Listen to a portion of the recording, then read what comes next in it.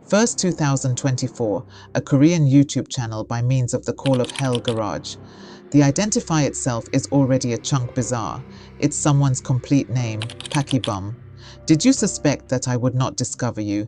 It's nearly like those films on social media where someone will ship in a photo of themselves at a bar, and now this YouTuber, this TikToker, will discover their vicinity based totally on the small info based totally on the clues inside the history of the photograph. Have you seen those traits? Yeah.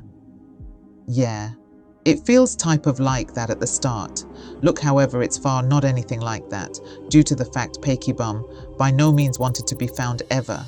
He desired to stay his life in peace together with his family. However, not anymore. There is no manner he can do this. Not with this video out. The video states PC. You labored at a eating place referred to as redacted. They didn't redact it inside the video, but which even Korea's Gordon Ramsay has once visited. You have been living a rich lifestyles, making money and enjoying luxury, at the same time as running at your aunt and uncle's eating place. Look at this put up of you and your daughter. The caption of that publish reads, "Daughter, don't try to come to be something in lifestyles. Simply stay healthily through my face it, for all time. Spend the money that I earn for you. Exercising, get beauty remedies, drain your dad's pockets. That is all I need. I like you and I love you, and I really like you. Once more live a life that shines brighter than jewels and is extra valuable than luxurious goods. My precious daughter," the photo suggests, for Pie Bum's daughter's 100th day celebration. This is while she turns 100 days antique, so she's a touch little one. He has stacks of 50s on the desk. That is like having stacks of loads to your 100-day antique child around the table. There's just a ton of luxury shopping bags from brands like Chanel, Dior, all scattered around. Technically, the picture indicates that this Pyong individual, this person, is seeking to be a terrific father. I imply it. I don't know how you feel approximately luxury items for kids. It changed into for 100-year antique, like Chanel's and stuff for infant. Yes, so the largest argument is these wealthy people are doing an excessive amount of right. However, the video maintains now that you're married and you've got a daughter, PCK.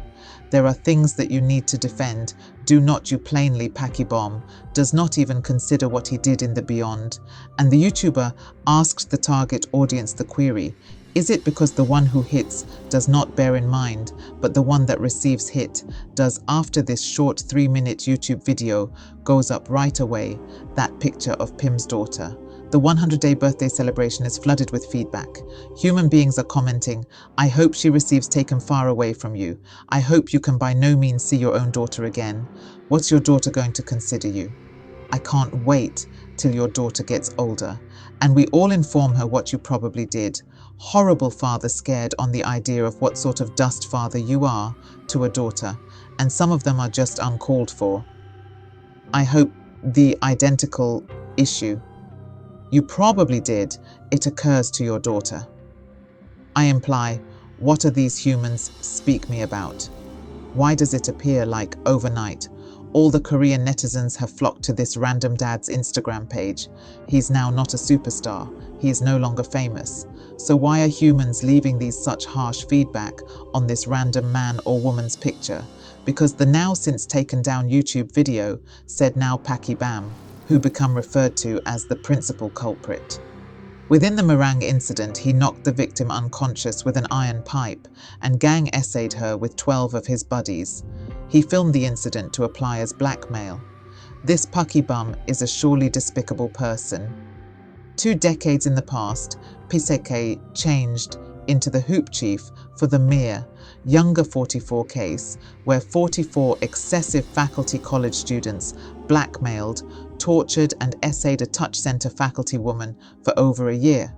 Immediately, all 44 perpetrators have been no longer punished without even a observe on their crook file. They are presently in 2024, 20 years later, residing anonymously as loose guys on this YouTube video titled 100%. Did you think I would not find? You will be the begin of a string of vigilante justice YouTubers slowly releasing the blanketed, hidden identities of the S's involved, leaving everybody in South Korea questioning, do I recognize one? I will say, just typical, every element of this situation is extraordinarily triggering, so please be careful, your very own discretion, and remember to continually take care of yourself. And with that being stated, permits, get into all of it. All of us in Korea should speak approximately, and this is latest. The first video become uploaded June 1st, 2024. All anybody in Korea has been speaking approximately the past. I do not know. Months is that this Miryang 44 case, it regarded like the entire USA were together indignant for the past 2 decades. And all of that hatred and emotion is coming to this new effervescent point with this records coming out, perpetrators' names being launched.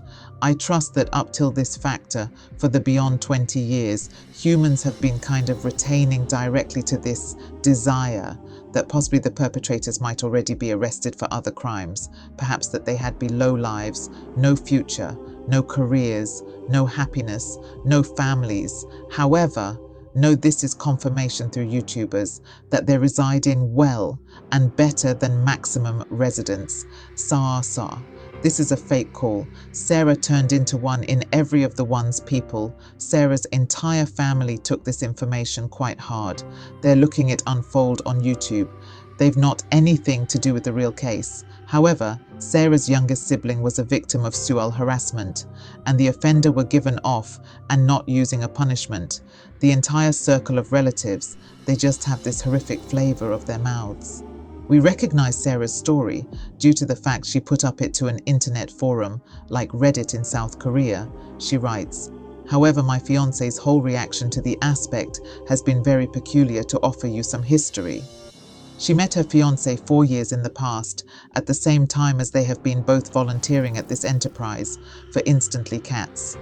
They were within the method of planning their wedding, and one of the reasons that Sarah became so excited to marry this man is due to the fact he had continually been so supportive of everything her own family turned into, going via particularly her more youthful sister.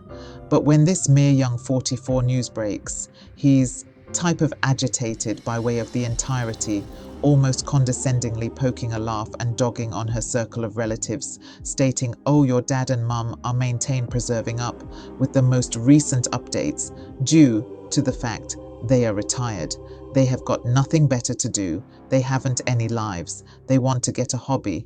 And your youngest sister, who was also a sufferer of a separate crime, if she had youngsters and he or she moved on with her existence, she would not be so fixated on some net drama.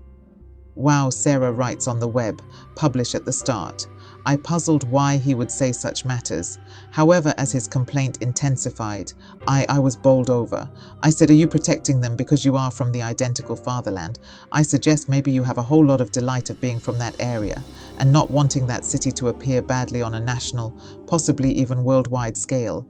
Is that what it is? That's what she accuses him of.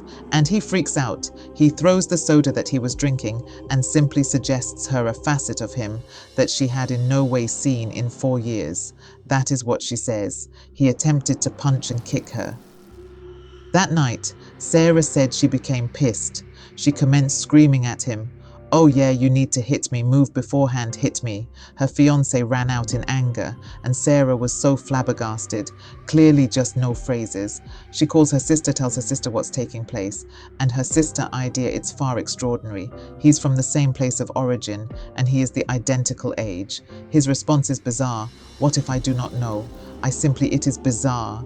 And Yong's now not even a large metropolis. It is no longer like the Big Apple metropolis.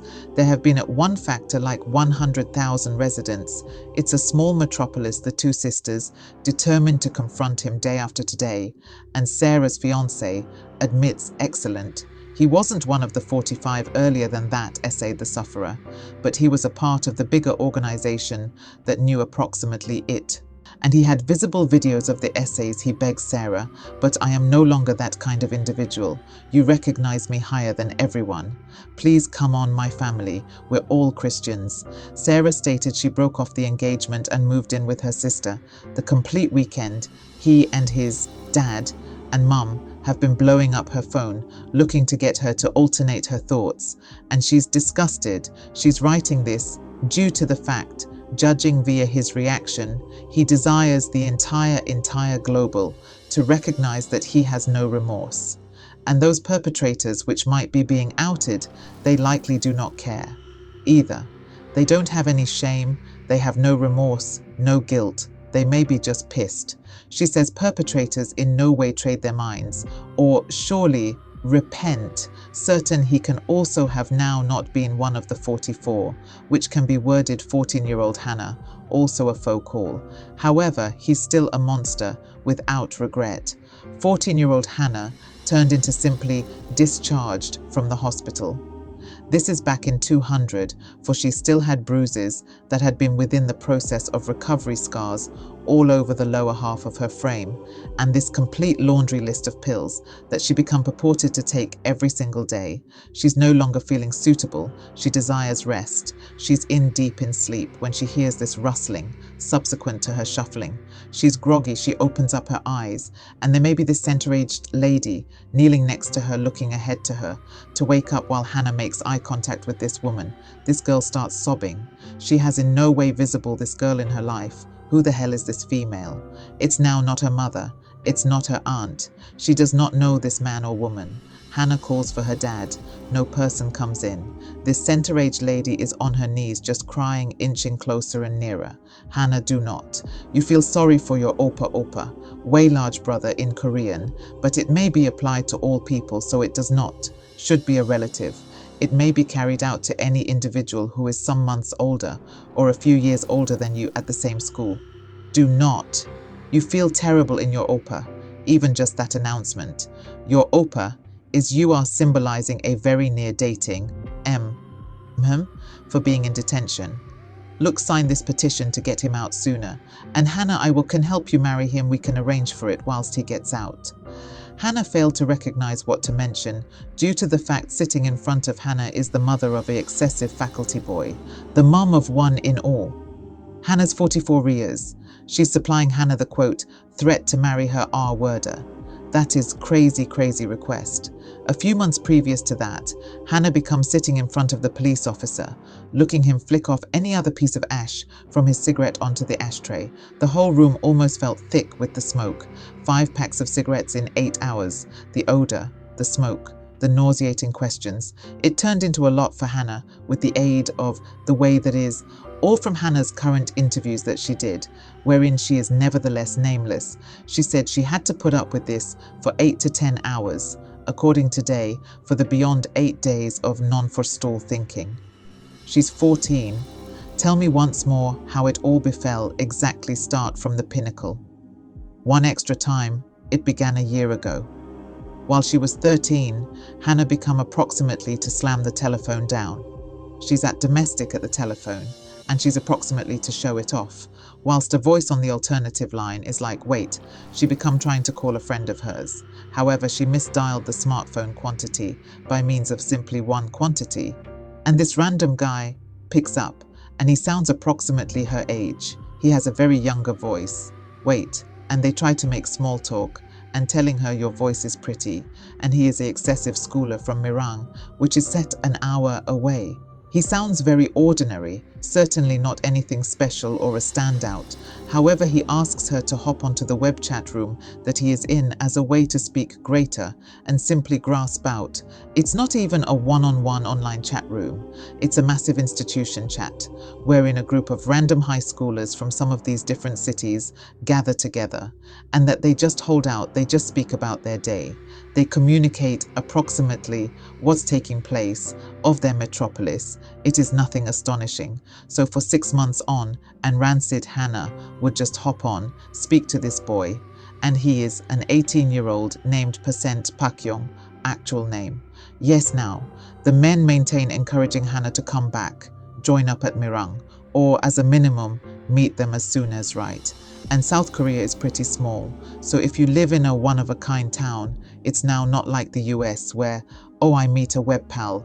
They may be from Wisconsin, they're from Denver, Colorado.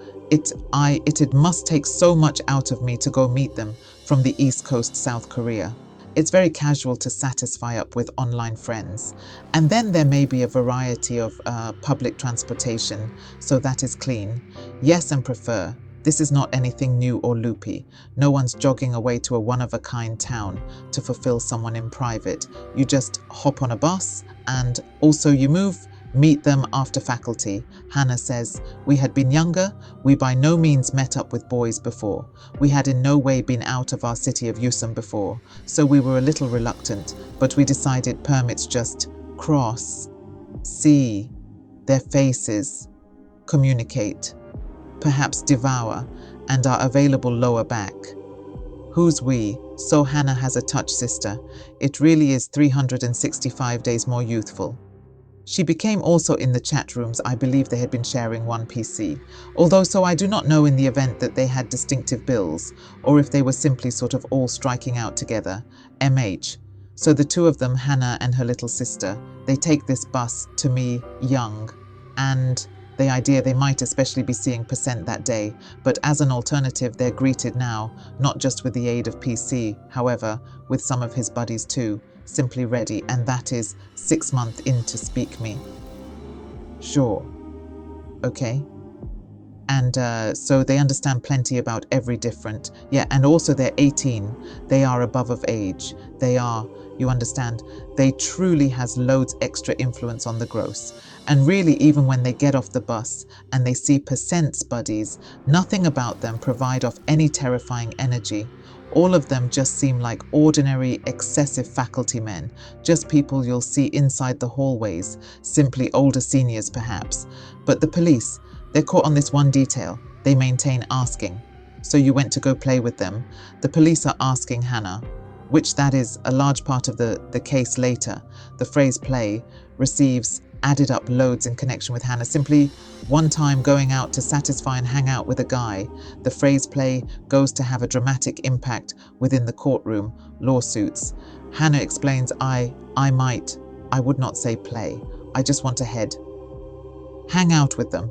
The connotation of the word play is a little bit abnormal. She's looking to clarify, no, I was simply especially putting out with them. I guess you can say play. However, I hung out with them. I imply we had bonded for months online. She went to Miryang and started putting out. However, then she were given stranded that night time. On the time, all buses leading out of Miryang ended at 4. The women, the sisters, did no longer realize this. No one advised them this. However, now they are stranded in Miryang. The sisters didn't even recognize. Miryang turned into that small of a city. At that point, it was pretty rural of an area they just assumed like us and their fatherland. The transportation is going to run all day and night time. That is what they assume. One of the guys turns to the sisters. We could simply pay for a room for you here. It is excellent. You may sleep here and pass again tomorrow. I suggest what else may want. To you do it. Is not like we can pressure you again. Domestic, what number of human beings became there? There is a handful. But finally, that night, there might be 12. The sisters are certainly quite thankful. The concept, the older brothers, were acting like older brothers, being very best and beneficial. It would be in that hotel that Hannah could be gang provided by means of 12 unique high schoolers. That night she becomes slapped, beaten with timber sticks, with iron pipes. It said that the very first night, 12 of them got herein, and they recorded the whole thing. The footage might be held as blackmail to make Hannah do whatever they wanted from then on. At the quit, all she had turned into $15 for the bus honest again, and they stole that too. So they offered her gang provided her all night, and then on the very give up, they stole $15 from her. what approximately the little sister she changed into, without a doubt. Now not R-worded. So inside the preliminary reports given by using police to the click, which is why for 20 years most humans thought that her sister was additionally offered, she definitely was no longer. And we are going to get into it. It is a whole aspect now to move over all of this, to copy all of this information, to relive this trauma, become very overwhelming for Hannah. However, to make matters worse, the police officer taking in this statistics is now typing it down into his reviews, but he is doing this at snail speed. She would have to pause each 2 seconds so that he may want to catch up. She needed to live via this trauma. Now, not just as soon as repeat it time and again to her aunt, to the officers, 3 separate instances to a few SEPI male officials, and finally the officer. This is typing it into the reports. He could at once narrate the activities again. Whilst typing, they took Hannah to the resort that night, and 12 excessive faculty-aged men perpetrators assaulted her with iron pipes. He simply might slowly narrate the whole thing again and again once more. Once more, now this is shared by means of Hannah. Sure, Hannah become expressing how like traumatizing that complete experience changed into I agree with this part, turned into shared by means of her sister. They had been interviewed together, but her sister changed into additionally within the room when Hannah was giving her statements, and that was also a large false impression that practically every person had approximately this situation was the truth, that Hannah's sister and cousin were also essayed by the perpetrators, that the perpetrators had forced Hannah to deliver her sister and cousin to be victims as properly right. The motive that everyone, including myself, believed this was due to the fact the police told the media this. First of all, that is what they said, that all 3 girls were essayed. However, it has, due to the fact that been disproven, Hannah's sister become overwhelmed and robbed and never essayed. And the cousin became definitely at the wrongdoer's face it. She turned into dating a wrongdoer, so Hannah's little sister was with Hannah the complete time, and she's attesting and giving her assertion as a witness to those events. Now, and on one occasion, one of the protection lawyers for the perpetrators who occurs to be within the room while she's giving a declaration, he turns to the little girl, the witness, and says, "Wait, why do you suppose you were not essayed? Is it due to the fact you're fats? It is to the little sister." Yes, and the perpetrators, who also occurred to be in the room, tell me why they couldn't keep it in, and she or he said that they simply started busting out, laughing and snickering at her, and she nodded, due to the fact they had informed her that whilst her sister become getting gang essayed, and she or he became trying to look for any approaches to keep her sister, they instructed her, "You are now not going to get essayed because you are too fat, and we don't like the manner you look." The police wanted to recognize why the torture and assaults lasted a full year. Why failed to? You are saying something. Did they keep you captive? Did they kidnap you for a year? Hannah tries to give an explanation for that. They'd motion pictures of her that had been, you recognize she's getting essay, and they're threatening to disperse it online. If she didn't do exactly as what they stated the primary time the perpetrators referred to as her while she's home, they're like, "We want to satisfy up." She advised them, "No, I do not need to." But then our domestic telephone started out ringing at the same time as her dad turned into domestic. She selections it up. It's the perpetrators. See how clean it is for me to inform your dad the whole lot. You think I don't know the number for your school or on your pals. We have your private home variety. We have your address. We've those videos of you. They did the whole thing to damage her existence instantly, except she did precisely as she's told. She stated, "I was scared. I saved going to Miryang because I was scared." Human beings say, "Why did you pass? Why failed?" 2. You file it. However, if I had a phone and did not answer, the perpetrators would name our residence and my dad would solution, and then they might just dangle up, or they would say, "That is so and so, is this Hannah's residence?" My dad would say, "Yes, who is this?" And they'd simply grasp up, and my dad would get indignant screaming, "What are you doing? Who are you hanging out with to receive calls like this?" After which I'd be the goal of violence. My dad might beat me if Hannah attempts to call the perpetrators returned, begging them to stop callings. "Please simply stop. I'll do whatever else. They would just laugh and snort. Then come to M. Younger. Then I may not call and tell your dad. Other instances, they have been greater aggressive, saying matters like, you have some hours to get to Mang. In any other case, we are going to publish your movies all over your college bulletin boards.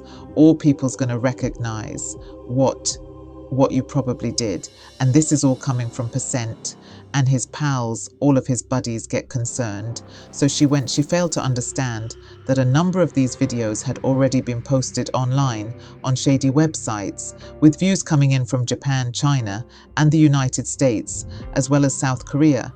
Obviously, each time Hannah turned into forced to meet up with them, simply businesses of 3 to 24 high school men would drag her to dark regions, lodge rooms, tennis courts, deserted attics, playgrounds. It said that the perpetrators extensively utilized numerous objects to, in addition, humiliate and torture Hannah, which could become inflicting a number of complications for Hannah in her reproductive regions. It said that after Hannah argued, my aunt goes to take me to the hospital, and that they constantly do complete tests even down there, so arguing they shouldn't award. She tried to explain to them why they shouldn't harm her, giving them reasons, but they ignored her and continued. They would push her to the ground and threaten her with an iron pipe. If she tried to resist, they would hit her. They also forced her to remove her clothes at times. And occasionally, some of the boys would hold her down while others assaulted her. She was also punched multiple times in the face. There were times she was attacked near tennis courts, and after these attacks, she would try to run away. But they taunted her, calling her names as she fled. They coerced her into performing degrading acts while others watched, and every time she was forced to return to Miryang, they even took her bus fare, leaving her stranded. If she had any belongings like jewelry, they would take those as well. There were 44 primary perpetrators, but the number of bystanders and those aware of the situation was likely closer to 120. Even the girlfriends of some of the boys who knew about these events didn't report it to the police. Instead of breaking up with their boyfriends or taking a stand, some even helped record the incidents while taunting Hannah. The police finally began listening to Hannah and her sister, asking them to recount the traumatic events of the past year. After days of providing statements, the police asked disturbing questions, doubting her story. They asked why she didn't resist more and why she kept returning to Miryang if it was so terrible. Hannah, for the longest time, regretted ever letting her aunt get the police involved. For the year that all this was happening, Hannah didn't tell anyone except her sister, and both had no one else to confide in. A year before the abuse began, Hannah's mother had left the house. She didn't want to leave but had to, as she was in a difficult situation herself. Hannah's father, an abusive and alcoholic man, was awarded full custody of the children by the courts, preventing their mother from seeing them without his approval, which he never gave. Hannah explained that once her mother left, she became the target of her father's anger. She had no one to talk to. Her father was either drinking or extremely difficult to approach when sober. Neighbors described her father as someone who wasn't capable of caring for his children, often lost in his own world. Hannah had no one she could trust. Her father didn't even care about the injuries she came home with. It wasn't until about a year later that her aunt, from her mother's side, came to visit and immediately sensed something was wrong with the girls.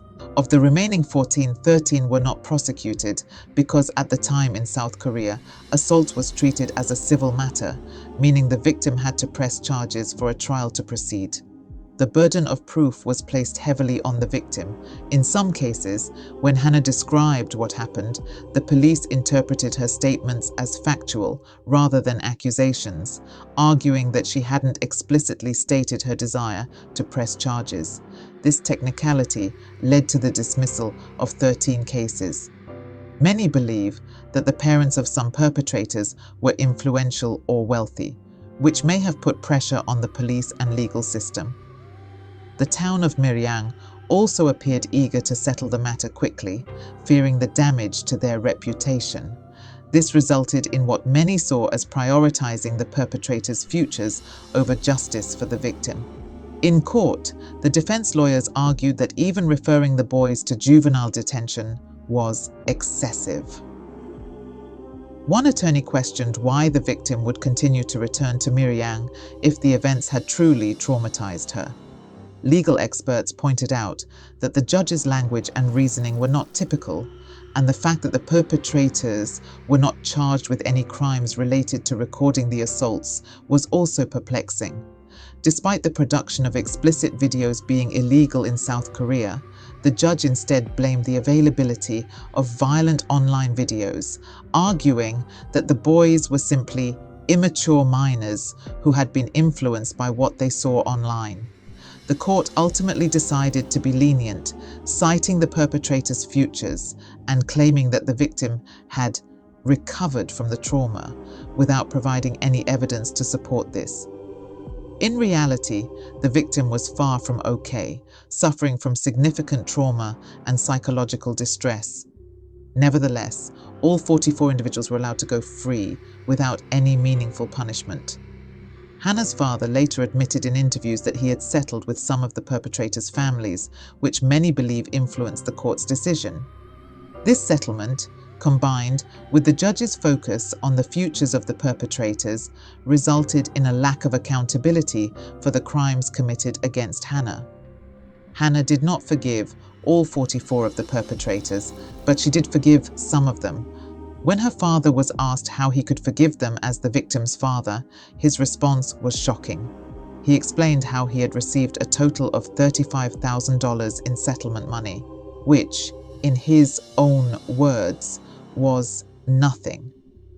He said he used about $188,000 to lease a house and $4,000 to loan to his brother-in-law. He also gave $12,000 to his younger sister and about $1,000 to help his brother-in-law with a room, effectively spending all the money on unrelated things, with Hannah not receiving a penny. When asked if he regretted settling, he admitted that he did, but only because people criticized him for accepting so little money.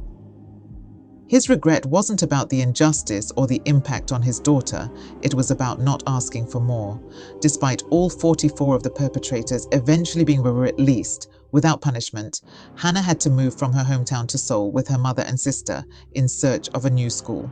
However, no school was willing to accept her, which speaks volumes about how victims of such crimes were treated back in 2004. Schools in South Korea, even public ones, operate similarly to private schools where reputation is everything. They didn't want the negative attention that came with her enrollment. Eventually, an activist lawyer took her case pro bono and fought for her to be admitted to a school. But even after being transferred, one of the perpetrator's mothers showed up at her new school, chasing her down hallways and demanding that she sign another leniency paper. Hannah was so scared that she ran to the bathroom and locked herself inside a stall, with the mother banging on the door. After this traumatic experience, Hannah couldn't focus on her studies. Within a week, she stopped going to school altogether and dropped out. One of her teachers later shared online that they had a transfer student, the victim of the Miryang case, who had come to their middle school. The teacher described how Hannah's mother had cried in the administration's office, explaining how they had no money and just wanted her daughter to be safe. The teacher recounted seeing nasty rumors online, claiming that Hannah had instigated the situation, but the teacher assured everyone that this wasn't true. The teacher never saw Hannah smile and described her as always having a dark expression. Her mother was constantly shaking and sobbing. The teacher's final sentiment was that anyone who harms minors should never be forgiven. Eventually, Hannah and her family sued the police department and the government for violating her human rights. The trial lasted 4 years and further traumatized the victims. In the end, they were awarded $40,000, which was meager, but the significance of the case was that it became the first time the courts recognized a violation of human rights by public authorities in a case involving a victim of this nature. Though this was a small victory, the toll on Hannah and her family was severe. By 2014, a movie titled Han Gongju was released, which many believed was based on the Miryang case.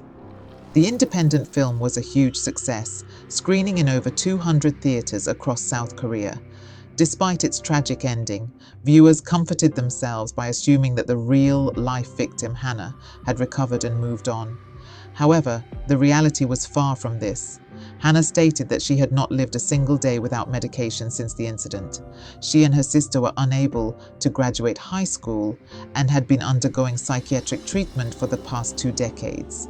Their lives had been forever altered by the horrific events they endured and the systemic failure to protect them. Hannah continues to face severe trauma, stating, "I still feel like my life stopped in 2004. Once a class president, she has now been diagnosed with a severe intellectual disability in 2019 due to the overwhelming trauma she endured. The diagnosis is categorized as a severe mental health condition. She hasn't been able to maintain full-time employment and only manages to hold part-time jobs involving manual labor.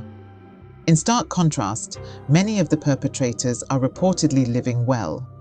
Occasionally, posts surface online from people who claim to know them personally, stating that they are still hanging out in Miryang. While not all 44 of them remain in contact, some still gather and talk about what happened to Hannah as if it were a distant, wild memory from their youth, reminiscent of fraternity hazing days, saying, "Remember when we were young and reckless?" On June 2nd, 2024, Hannah's younger brother mentioned to her that YouTube was in chaos. Personal details of the perpetrators were being disclosed, including their identities and faces. It all began on June 1st, 2024, when a YouTuber known as Narako uploaded a video exposing one of the main perpetrators from the Miryang case.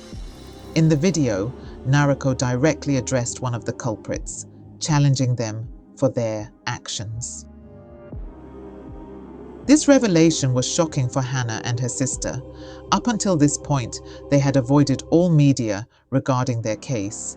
They had believed that at least some of the perpetrators had been punished, as they had read in case files that the offenders had been referred to the juvenile department.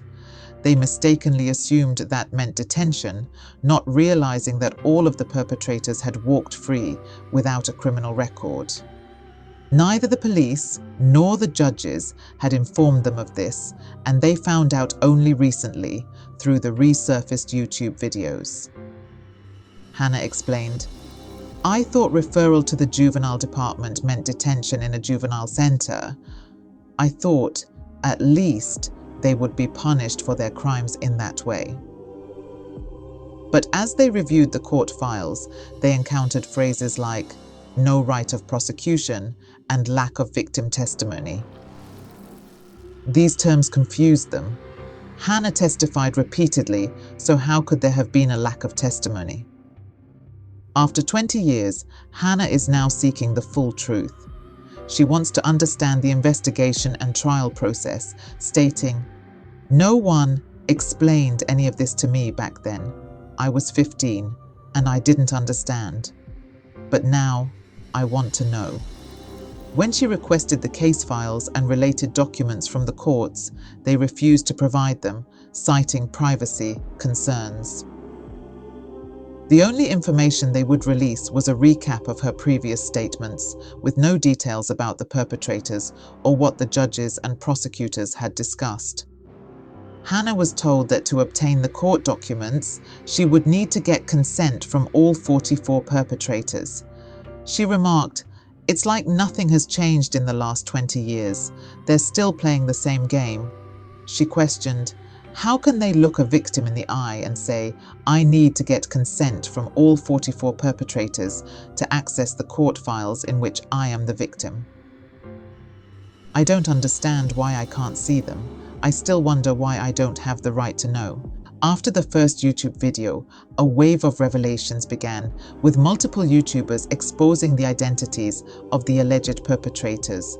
While these are internet allegations, some of the accused have confirmed their involvement in the case, while others have denied it and accused people of defamation. Park, one of the main accused from the beginning of the case, is reportedly working at his aunt's restaurant, a well-known establishment in Korea, famous for its unique and delicious food, attracting a lot of business. One of the main perpetrators, Park, is now living a seemingly successful life. He has a wife and daughter, whom he spoils with designer goods. Park works at his aunt's restaurant, a well-known establishment in Korea. Then there's Shin, also part of the main 44. He was employed at a Volvo dealership, but was fired after being exposed. Prior to that, he owned luxury foreign cars and played golf on weekends, status symbols in Korea that left many outraged. Shin allegedly posted online, expressing frustration. "I received many calls and messages, leading me to leave the company. I'm overwhelmed with emotions I can't understand. The people around me are suffering too much because of me. The important thing is I did not commit the crime I'm accused of, and I'm only concerned whether bringing this incident to light again has hurt the victim more." While he didn't entirely deny the allegations, Shin added, "I haven't eaten or even had a sip of water for 3 days. I feel like I'm having cardiac arrest every day." He suggested he would be willing to undergo a reinvestigation if the victim agreed. His statements have been met with criticism from Korean netizens, who are largely unmoved by his claims. Another individual, referred to as the third wrongdoer, works at LGU Plus headquarters, providing equipment to companies. After being exposed, he was temporarily reassigned but not fired. He is married with a wife and daughter. Kim, the fourth perpetrator, works in facility management at a local park. He came forward to say, "At the time, I was forced to participate due to threats from seniors, not because I wanted to." He continued, "I reached a settlement with the victim, but I will definitely sue for defamation against those involved in this witch hunt." The fifth individual, Joe, is reportedly wanted by authorities for a separate crime. Before that, he would post motivational quotes on social media, one of which read, "No mercy is needed for those who are not human. Life is one mountain after another." A YouTuber exposing these individuals warned that the remaining 39 who haven't been revealed yet should live with an uneasy heart, knowing their actions may still come to light. As for law enforcement, one of the lead investigators in the case, Officer Song, received minor disciplinary action for violating human rights during the investigation. Despite this, he continued his career as a police inspector until his retirement in 2016. Afterward, he became the president of a local kickboxing association and taught at-risk youth, offering scholarships to help them get on the right path. The YouTuber commented, "Had Officer Song conducted a proper investigation and protected the victim, there would be no need for me to expose these individuals on YouTube 20 years later." Another police officer involved, Officer Kim Tae-hun, scolded Hannah for ruining the city's reputation. He received only a 1-month suspension as disciplinary action. Several individuals connected to the Miryang case have come under public scrutiny in recent years. One of the exposed individuals, Park, who was part of the 44, reportedly now lives a successful life, spoiling his family with designer goods and working at a restaurant. Another individual, identified as the third wrongdoer, worked at LGU Plus headquarters, but has been reassigned to a different role following the exposure. He is married with a family. Kim, the fourth individual, worked for a park facility management company. He claimed that he was forced to participate in the incident due to threats from others and expressed his intent to take legal action for defamation. The exposure of these individuals and their involvement in the Miryang case continues to stir public outrage, with many demanding more accountability and justice for the victim. Several of the individuals accused in the Miryang case have publicly responded to the allegations, often in ways that have stirred additional controversy. For example, one of the accused, referred to as M, worked as a salesperson at BMW. After being exposed, he issued a statement expressing his frustration, claiming that his family's daily life had been ruined by baseless rumors. He went on to state that he had no criminal record, using this to argue that he could not have committed the crimes in question. However, this statement has been criticized by many, as it seemed to miss the point of why the public is outraged. The main issue being that none of the accused received significant legal punishment despite the accusations. M has since been dismissed from his position at BMW. In his statement, he expressed regret for the pain caused to his family and mentioned his intentions to take legal action against those he believes are spreading false information. He also stated that any fines exceeding legal costs would be donated to the Korea Violence Relief Center. Another individual, identified as Joe, also denied involvement in the case. He argued that he had never reached a settlement with the victim and claimed that, under the current laws, any settlement would not have prevented punishment if he had been guilty. This argument, however, has drawn criticism, as the legal revisions he referenced did not take effect until after the crime in question. Many have pointed out that this reasoning does little to address the real issue, that no one involved in the case faced serious consequences. There has been widespread public conflict about the recent exposure of these individuals on YouTube. While some see it as a way to achieve a sense of justice, others worry about the dangers of public accusations and the potential for innocent people to be wrongly identified. The overall sentiment is that the justice system should have dealt with the case more effectively, rather than leaving room for vigilante actions online. For many, the way the accused are reacting to being exposed seems to reinforce their involvement, as some of their statements fail to address the core issues. Rather than providing solid evidence or offering convincing proof of innocence, the focus seems to be on expressing personal grievances, which has only fueled public anger. It sounds like the defamation laws in South Korea operate differently from those in countries like the US. Specifically, in South Korea, you can be sued for defamation even if you're stating facts, as long as the information damages someone's reputation.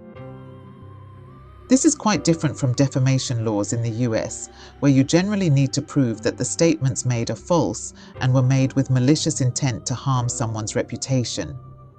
In the case of the Miryang perpetrators, some have allegedly sued individuals for defamation, including those who have exposed their involvement in the case.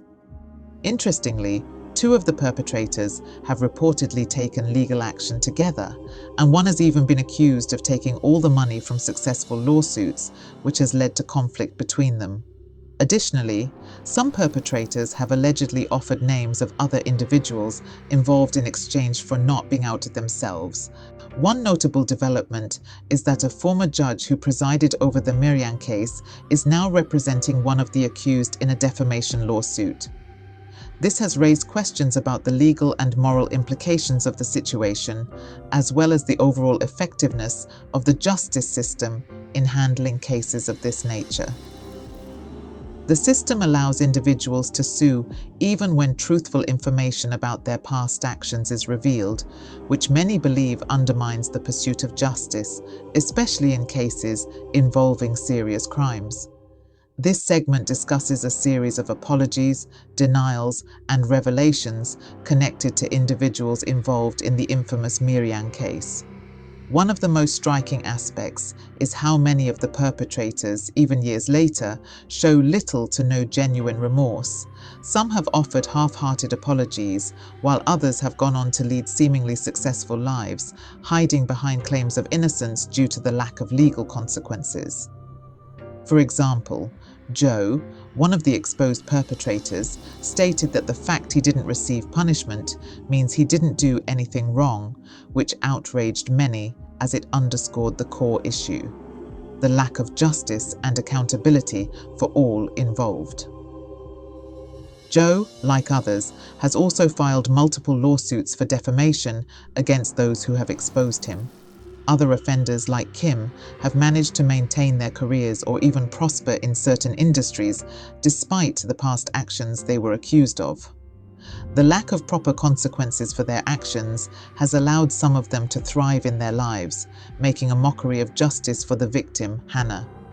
Shockingly, some of the individuals who were exposed include girlfriends or acquaintances of the perpetrators who allegedly participated in taunting or humiliating the victim. One such person, now a police officer, even reportedly justified the crime by considering the victim's role in it, revealing a disturbing lack of empathy and justice within the very system meant to protect victims.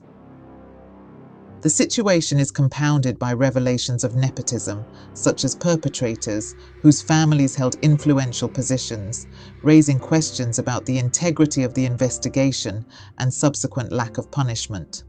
Some perpetrators' families allegedly influenced the investigation, leading to a lack of consequence for their children. The entire situation highlights a system deeply flawed, where perpetrators are able to walk free, sometimes aided by wealth and influence, while victims continue to suffer the emotional and psychological scars. The involvement of YouTubers in exposing the offenders has sparked debate, with some arguing that vigilante justice is needed because the legal system failed, while others caution about the risks of incorrectly identifying individuals. Despite public outrage, the case shows that for many of the perpetrators, life has continued with little to no impact, while the victim, Hannah, and her family have struggled with the trauma for years. She's still connected on social media with some of the offenders and has since initiated legal action against those who exposed her. Many of the investigators involved in the case, both before and after they were exposed, have been avoiding interviews. They become agitated when reporters approach them, which raises questions. If they did nothing wrong, why avoid answering questions? One police official made a comment about the officer who scolded Hannah for damaging the town's reputation, explaining that the officer was likely acting from a place of loyalty to his community. He believed the town was like one big family, and so he chastised her for speaking out. The official admitted that it was wrong for the officer to do that, especially from the perspective of the victim, Hannah.